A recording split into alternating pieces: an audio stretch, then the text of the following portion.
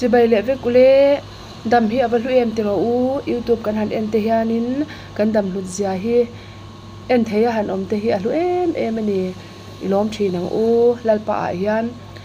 ole tun tum chu no pangjai thiam em mai van lal biak lim oma zo nuam hi lo mer shat ve te o irin ai na zai thiamang tin lal shwai tluang i chol mun recitation soi thiam em hi lo ngai thave te inun a har hok mayang an pahnih hian lalpan kan zawai tan an zai le an thu soite malmin som lo se popianga style in like button le subscribe button te kha me in thlashung lawin o comment lama te po khan in thlashung chuang lo la Mo ma ani a zong wa ko jena changa lo kal ka ni tu na ka sak tur chu part in vulneram ti ani e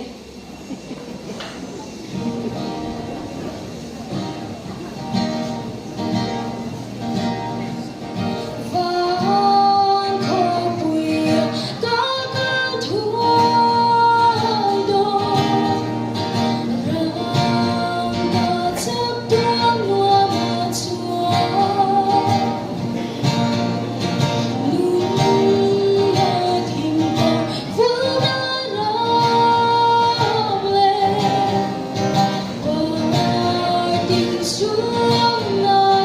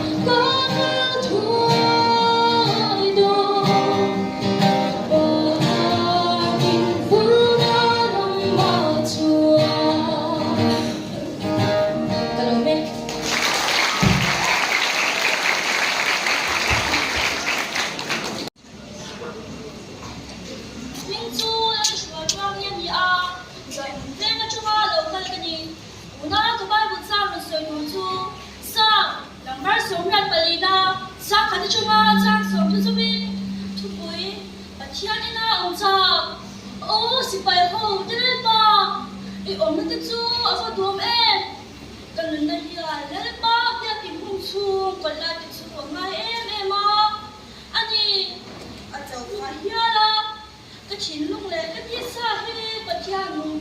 Gõ để không bỏ lỡ những video hấp dẫn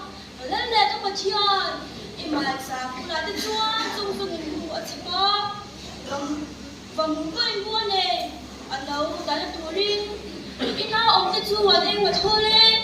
lam chu an fa ko dong che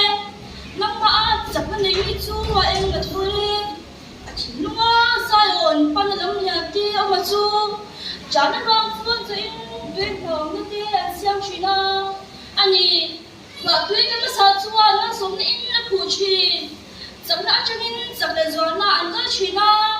zai ona pathian ma chua an lan chau chin ol ma si pai khau ti pathian ka chom chan hi me ngai thak sakla o chuka phu pathian beng lo siang je o pathian kan phu ber ente shak cham te hi ente ibya ka chung kon la la ka tom hi